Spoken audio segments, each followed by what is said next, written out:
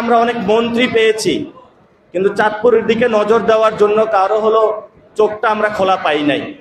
আগেও নাকি এখানে শিক্ষামন্ত্রী ছিল, এখনো নাকি চাঁদপুরে শিক্ষামন্ত্রী আছে। মন্ত্রী আসা যায়, চাঁদপুরের কোনো শিক্ষার মান উন্নয়ন পরিবেশ আর নিশ্চিত হয় না। এই জন্য চাঁদপুরে যে সরকারি কলেজ থেকে শুরু করে বিভিন্ন স্কুল কলেজগুলো রয়েছে, সেগুলোর মান উন্নয়ন কাঠামোতে আমাদেরকে নজর দিতে হবে। যারা চাঁদপুরের কৃতি সন্তান মানুষের কাছে গিয়ে বলেছেন যে আমি চাঁদপুরের সন্তান, আমাকে ভোট দিয়েন, ঢাকায় গিয়ে মন্ত্রিত্ব পেয়ে চাঁদপুরের ওই ভোট ব্যাংক চাওয়ার সময়ের কথাটা আপনারা ভুলে যায়েন না। বারবার নারীর টানে ফেরত আসতে হবে, শিক্ষা ব্যবস্থার উন্নয়ন করতে হবে।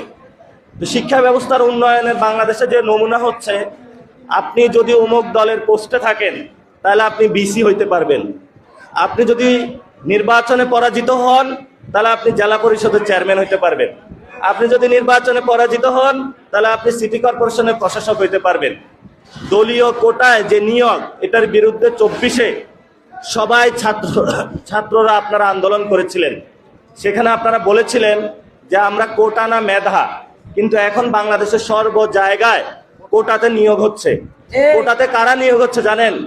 বাংলাদেশ ব্যাংকে নিয়োগ হয়েছে এবং বিভিন্ন গভর্নর নিয়োগ হয়েছে সোয়েটার ব্যবসায়ী, এবং উনি একজন ঋণ খেলাপি। তো যেই ভক্ষক, তাকে দিচ্ছে রক্ষকের দায়িত্ব। শেখ মুজিবের পরে বাংলাদেশে রক্ষী বাহিনী গঠন করা হয়েছিল, যারা কম্বল থেকে সবকিছু চুরি করেছিল, ব্যাংক লুপাট করেছিল কামালের নেতৃত্বে। আর বাংলাদেশে এখন তৈরি হচ্ছে ভক্ষক বাহিনী। তারা নদীও বক্ষণ করে, তারপরে খালও বক্ষণ করে, মানুষের ব্যবসা প্রতিষ্ঠানও বক্ষণ করে। যেটার বিরুদ্ধে আমরা দাঁড়িয়েছিলাম, বলেছিলাম বাংলাদেশে চাঁদাবাজি, সন্ত্রাসী, দুর্নীতি আর চলবে না। এই যে চাঁদপুরে একটি মেডিকেল আছে, সেখানে মেডিকেলে যে পরিস্থিতি, আমার এক আত্মীয় গিয়েছিল, এখানে সুচিকিৎসার কোনো ব্যবস্থা নেই। একজন আতঙ্কে থাকে। হায় আল্লাহ, যারা সরকারে আছে এবং আমাদেরকে সিভিল সোসাইটি থেকে সবাইকে বাংলাদেশে ধর্ষণ বন্ধ করার জন্য তৌফিক দান করেন।